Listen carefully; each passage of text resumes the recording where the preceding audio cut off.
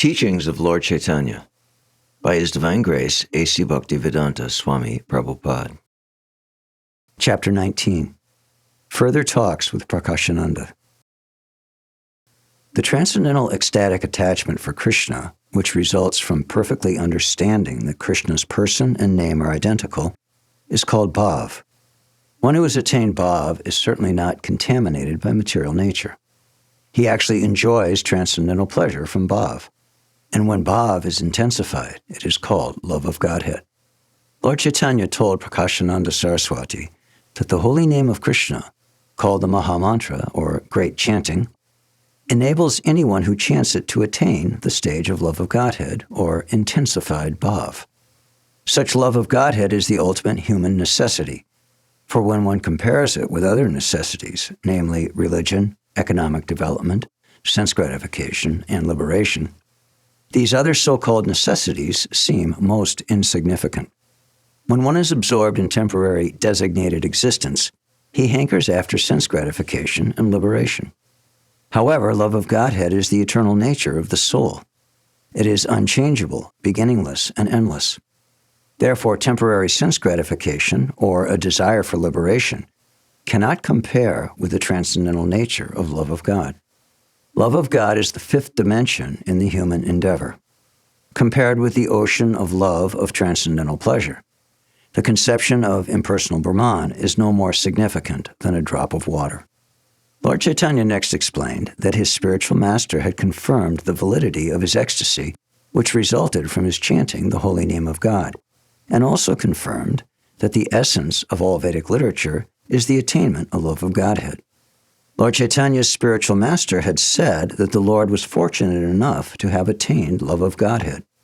By attaining such transcendental love, one's heart becomes very anxious to attain direct contact with the Lord.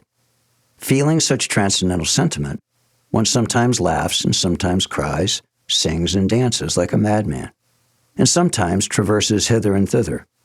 In this way, there are various ecstatic symptoms evinced: crying, changing bodily color, madness, bereavement, silence, pride, ecstasy, and gentleness. Frequently, the person in love with God dances, and such dancing places him in the ocean of the nectar of love of Krishna. Lord Caitanya said that his spiritual master told him, "It is very good that you have attained such a perfectional stage of love of Godhead. Because of your attainment, I am very much obliged to you." The father becomes more enlivened when he sees his son advance beyond himself. Similarly, the spiritual master takes more pleasure in seeing his disciple advance than in advancing himself. Thus, Lord Caitanya's spiritual master blessed him, telling him to dance, sing, propagate the Sankirtan movement, and by instructing people about Krishna, try to deliver them from nescience. Lord Caitanya's spiritual master also taught him the following verse from Srimad Bhagavatam: Evam brata swa priya nama kirtya jatanu rago druta chita uchai hasatyatoro dita rati gayati unmata van nrityati lokabaya. A person who is constantly engaged in devotional service to Krishna and who chants his holy name becomes so transcendently attached to the chanting that his heart becomes softened without extraneous endeavor. When this happens, he exhibits transcendental ecstasies and sometimes laughs, sometimes cries, sings, and dances, not exactly in an artistic way, but just like a madman. Lord Caitanya further informed Prakāśānanda Saraswati, "Because I have full faith in my spiritual master's words, I am always engaged in chanting Hare Krishna, Krishna Krishna, Hare Hare, Hare Rama, Rama Rama, Hare Hare. I do not exactly know how I have become just like a madman, but I believe the name of Krishna has induced me. I realize that the transcendental pleasure derived from chanting Hare Krishna, Krishna Krishna, Hare Hare, Hare Rama, Rama Rama, Hare Hare, is just like an ocean. In comparison, all other pleasures, including the pleasure of impersonal realization, are like shallow water in channels." It appears from the talks of Lord Caitanya that a person who cannot keep his faith in the words of the spiritual master and who acts independently cannot attain the desired success in chanting Hare Krishna. In the Vedic literatures, it is stated that the import of all transcendental literature is revealed to one who has unflinching faith in the Supreme Lord and his spiritual master.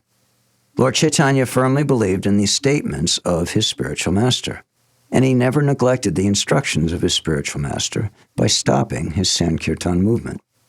Thus, the transcendental potency of the holy name encouraged him more and more in chanting Hare Krishna, the Maha Mantra. Lord Caitanya immediately informed Prakāśānanda that in the modern age, people in general are more or less bereft of all spiritual intellect. When such people come under the influence of Shankaracharya's Mayavadi or impersonalist philosophy, before beginning the most confidential Vedanta sutras, their natural tendency toward obedience to the Supreme is checked. The Supreme Source of everything is naturally respected by everyone, but this natural tendency is hampered when one takes to the impersonalist conceptions of Shankara.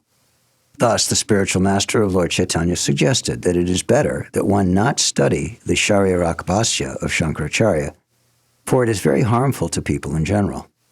Indeed, the common man does not even have the intelligence to penetrate into the jugglery of words. He is better advised to chant the Maha Mantra, Hare Krishna, Krishna Krishna, Hare Hare, Hare Rama, Rama Rama, Hare Hare. In this quarrelsome age of Kali, there is no alternative for self-realization. After hearing the arguments and talks of Chaitanya Mahāprabhu, all the Mayavadi sannyasis who were present became pacified and replied with sweet words. Dear sir, what you have spoken is all true. A person who attains love of Godhead is certainly very fortunate, and undoubtedly you are very fortunate to have attained this stage. But what is the fault in Vedanta? It is the duty of a sannyasi to read and understand Vedanta. Why do you not study it? According to Mayavadi philosophers, Vedanta refers to the Sharirak commentary of Shankaracharya. When impersonal philosophers refer to Vedanta and the Upanishads, they are actually referring to the commentaries of Shankaracharya, the greatest teacher of Mayavadi philosophy. After Shankaracharya came Sadananda Yogi, who claimed that the Vedanta and Upanishads should be understood through the commentaries of Shankaracharya. Factually, this is not so. There are many commentaries on Vedanta and the Upanishads made by the Vaishnavacharyas, and these are preferred to those of Shankaracharya. However, the Mayavadi philosophers, influenced by Shankaracharya, do not attribute any importance to the Vaishnava understandings. There are 4 different sects of Vaishnavacharyas: the Suddha-dvaita, Vishishtadvaita, Dvaita-dvaita, and Achintya Veda-veda.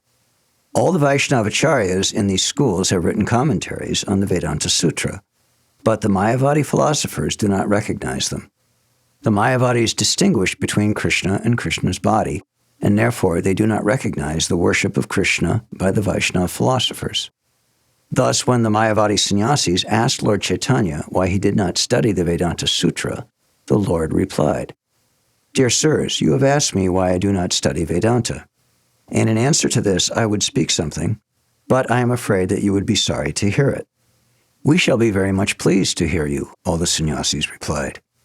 You appear just like Narayan, and your speeches are so nice that we are taking great pleasure in them. We are very much obliged to see and hear you. Therefore, we shall be very glad to hear patiently and accept whatever you say. The Lord then began to speak on Vedanta philosophy as follows. Vedanta Sutra is spoken by the Supreme Lord himself. The Supreme Lord, in his incarnation as Vyasadeva, has compiled this great philosophical treatise. Since Vyasadeva is an incarnation of the Supreme Lord, he cannot be likened to an ordinary person, who has 4 defects which arise due to contact with material existence. The defects of a conditioned soul are, 1, he must commit mistakes. 2, he must be illusioned. 3, he must possess the tendency to cheat others. And 4, all his senses must be imperfect. We must understand that the incarnation of God is transcendental to all these defects. Thus, whatever has been spoken and written by Vyasadeva is considered to be perfect. The Upanishads and Vedanta Sutra aim at the same goal, the supreme absolute truth. When we accept the import of Vedanta Sutra and the Upanishads directly as they are stated, we become glorified. The commentaries made by Shankaracharya, however, are indirect and are very dangerous for the common man to read. For by understanding the import of the Upanishads in such an indirect, disruptive way, one practically bars himself from spiritual realization. According to the Skanda and Vayu Puranas, the word sutra refers to a condensed work which carries meaning and import of immeasurable strength without mistake or fault. The word Vedanta means the end of Vedic knowledge. In other words, any book which deals with the subject matter indicated by all the Vedas is called Vedanta. For example, Bhagavad Gita is Vedanta because in Bhagavad Gita the Lord says that the ultimate goal of all Vedic research is Krishna. Thus, Bhagavad Gita and Srimad Bhagavatam, which aim only at Krishna, are to be understood to be Vedanta. In transcendental realization, there are three divisions of knowledge called Prasthana-traya. That department of knowledge which is proved by Vedic instruction, like the Upanishads, is called Shruti Prasthana. Authoritative books indicating the ultimate goal and written by liberated souls like Vyasadeva, for example, Bhagavad Gita, Mahabharata, and the Puranas, especially Srimad Bhagavatam, the Mahapurana, are called Smriti Prasthana. From Vedic literatures, we understand that the Vedas originated from the breathing of Narayan. Vyasadeva, who is an incarnation of the power of Narayan, has compiled the Vedanta Sutra, Nyaya Prasthana. But according to Shankara's commentaries, Apantaratama Rishi is also accredited with having compiled the codes of Vedanta Sutra. According to Lord Caitanya, the codes of the Pancharatra and the codes of Vedanta are one and the same. Since the Vedanta Sutra is compiled by Vyasadeva, it should be understood to be spoken by Narayan himself. From all descriptive literatures dealing with Vedanta Sutra, it appears that there were many other rishis contemporary with Vyasadeva who also discussed Vedanta Sutra.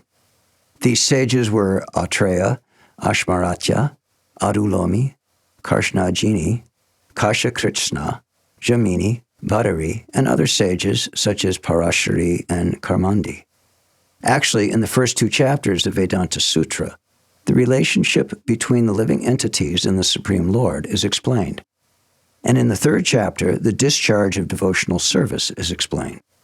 The fourth chapter deals with the relationship which results from discharging devotional service. The natural commentary on Vedanta Sutra is Srimad Bhagavatam. The great acharyas of the four Vaishnava communities, or sampradayas, namely Ramanujacharya, Madhvacharya, Vishnu Swami, and Nimbarka, have also written commentaries on Vedanta Sutra by following the principles of Srimad Bhagavatam.